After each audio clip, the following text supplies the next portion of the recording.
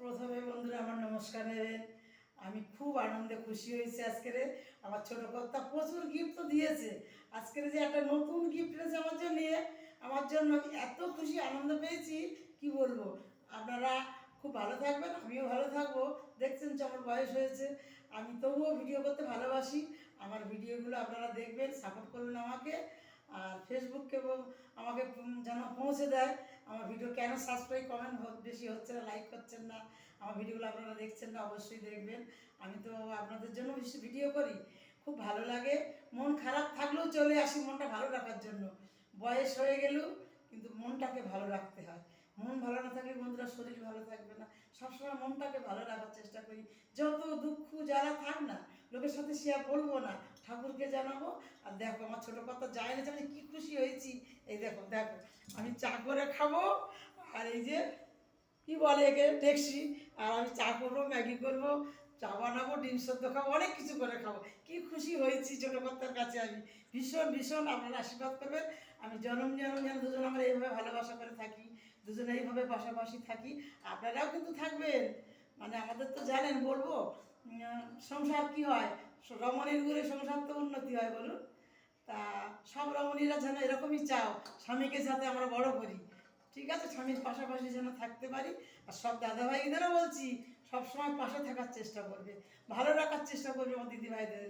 দিদিভাইরা তো তোমাদের জন্য বাবা মা ছেড়ে চলে এসেছি বলো, আনন্দ পাওয়ার জন্যে, সংসার ভালো করার জন্য। তো তাহলে আপনারা বলুন, এতে কত আনন্দ না, দুজন একসাথে থাকবো।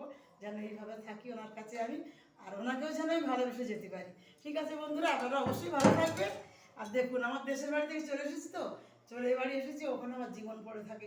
বিয়ের পর নববধূ হয়ে ওই বাড়িতে উঠলাম, আর এখন নববধূ নেই বন্ধুরা।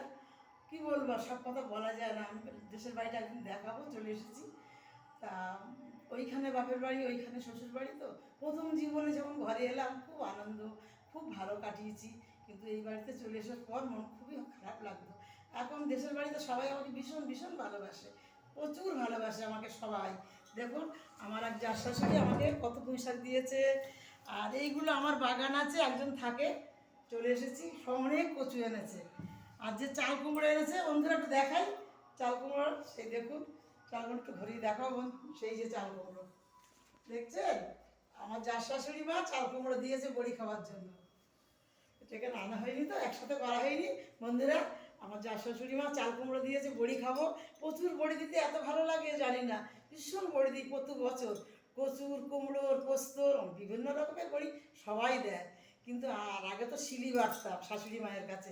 এখন কত আমাদের কপালে সুখ এসে গেছে, এখন মিক্সে করে টুকটুক করে ছাদে দেই আর টকটক করে খাই, ভালো লাগে না। আসি বন্ধুরা, আপনারা খুব খুব ভালো থাকবেন, শরীরকে যত্ন রাখবেন। আসি তাহলে, ভালো থাকো, সুস্থ থাকো, অবশ্যই ভালো থাকবে, একদম ভালো থাকবে। ঠিক আছে, তোমাদের জন্য আমার এই শুভকামনা রইল। আসছি।